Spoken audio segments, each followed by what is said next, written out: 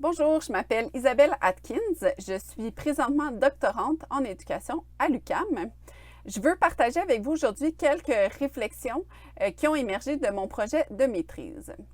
Mon mémoire porte sur l'enseignement et l'apprentissage des structures additives auprès d'élèves autistes d'âge primaire.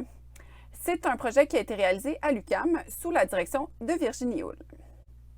Au début de mon projet de maîtrise, j'ai fait une recension des écrits disponibles sur l'enseignement ou l'apprentissage des mathématiques auprès d'élèves autistes. Ce que j'ai observé de cette recension-là, c'est qu'il y a dans ce champ d'études-là une certaine centration sur les caractéristiques cognitives, affectives ou comportementales des élèves autistes.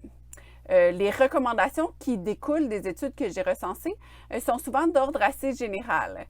Par exemple, il est recommandé de morceler les tâches en sous-tâches plus simples, ce qui permettrait de mieux répondre aux besoins spécifiques des élèves autistes. Cependant, ces études-là tendent à négliger la prise en compte de la spécificité du savoir mathématique en jeu dans l'enseignement. C'est ce qui m'a amené à vouloir mettre à l'épreuve une séquence d'enseignement élaborée en tenant compte de la spécificité du savoir mathématique visé, tout en considérant aussi certaines caractéristiques associées au diagnostic d'autisme. On a donc élaboré une séquence d'enseignement en nous appuyant sur une théorie bien connue en didactique, la théorie des situations didactiques.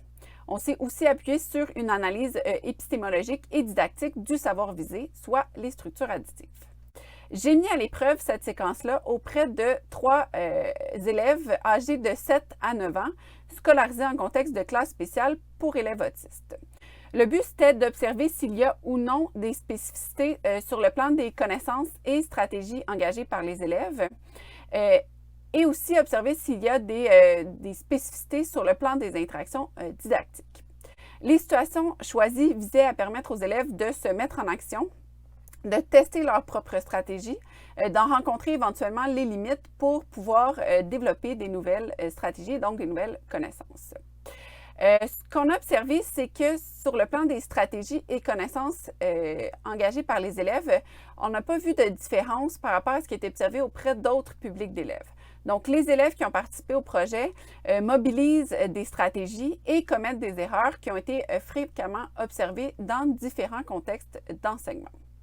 On a aussi observé que la séquence a suscité une activité mathématique riche chez les 3 élèves et l'articulation entre des connaissances nouvelles et anciennes. Pour ce qui est des interactions didactiques, on a observé certains défis liés à la communication et aux interactions sociales. Entre autres, on a observé certains malentendus qui découlent de la difficulté des élèves à exprimer leurs pensées, mais aussi des autres participants à comprendre parfois ce qui est exprimé. Toutefois, ces malentendus-là sont moins présents quand la rétroaction provient de la situation, qu'elle est rapide et qu'elle est facilement interprétée par les élèves. Donc, il y a peut-être une piste de solution à étudier davantage.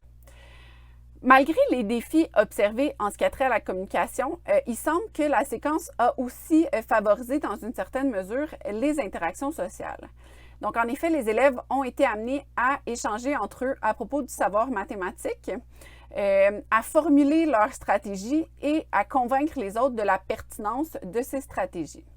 Donc, même si les échanges ont été parfois un peu houleux, il est intéressant de réfléchir au potentiel du contexte de l'enseignement des mathématiques pour développer les habiletés sociales chez les élèves autistes.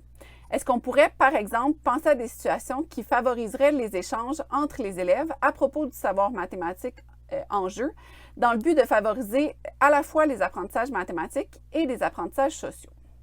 Ce que j'espère avec ce projet-là, c'est pouvoir contribuer à la réflexion et à la discussion sur les conditions d'enseignement à mettre en place dans l'enseignement des mathématiques auprès d'élèves autistes, tant dans le milieu de la recherche que dans le milieu scolaire. Pour l'instant, la question de savoir comment adapter l'enseignement aux caractéristiques cognitives des élèves semble vraiment prédominante dans ce champ d'études-là, mais j'espère que mon projet pourra contribuer à une réflexion sur l'importance de tenir compte aussi de la spécificité du savoir à enseigner pour penser l'enseignement auprès d'élèves autistes. Donc, si vous voulez en apprendre davantage, mon mémoire est disponible sur le site Archipel de l'UQAM.